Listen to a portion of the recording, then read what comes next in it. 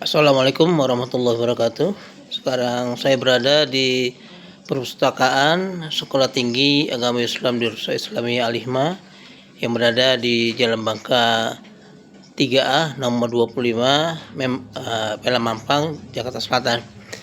Sekarang saya akan memberikan semacam pandangan bahwa bangsa yang besar adalah bangsa yang membaca.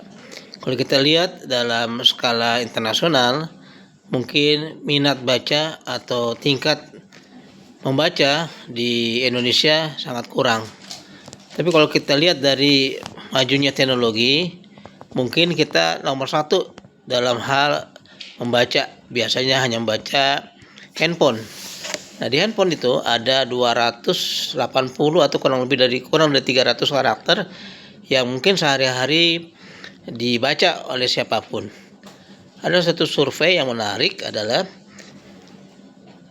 seseorang membuka handphone itu 1 jam 6 kali. Berarti kalau kita hitung 1 jam itu 60 menit, berarti 10 menit sekali dia membuka handphone. Apa isinya? Mungkin selama durasi 10 atau 20 menit tidak ada yang berubah ya. Nah, itulah tapi kebiasaan kita yang memang saat ini dengan handphone kayaknya sebagai bagian penting dalam kehidupan. Nah, bagaimana tentang literasi membacanya? Kalau saya lihat juga mungkin di Asia Tenggara, mungkin di Asia ya, lebih kita turunkan skalanya. Minat baca masyarakat Indonesia mungkin sangat jauh dari keinginan yang seharusnya. Sementara kalau kita lihat negara-negara maju, membaca buku adalah bagian penting. Nah, oleh karena itu saya mengajak mahasiswa saya di stay di Al-Hikmah untuk memulai mengadakan upaya yang namanya revolusi literasi. Kalau saya lihat di beberapa negara Afrika ada sebuah negara dia sudah mencanangkan dengan slogan revolusi literasi, yaitu membiasakan masyarakatnya membaca. Membaca adalah jendela dunia dan dengan membaca semua ilmu akan ada di dalamnya. Nah, sekarang saya juga lagi eksperimen untuk membiasakan mahasiswa saya membaca buku. Kalau membaca buku mungkin banyak kendalanya. Pertama mungkin mencari literasinya, mungkin lelah membaca bukunya, mungkin tidak nyaman. Tapi itulah kebiasaan yang harus dimulai sejak dini. Negara maju adalah negara yang kuat membacanya. Setelah membaca mungkin banyak temuan baru, maka timbullah namanya keinginan untuk mencari tahu.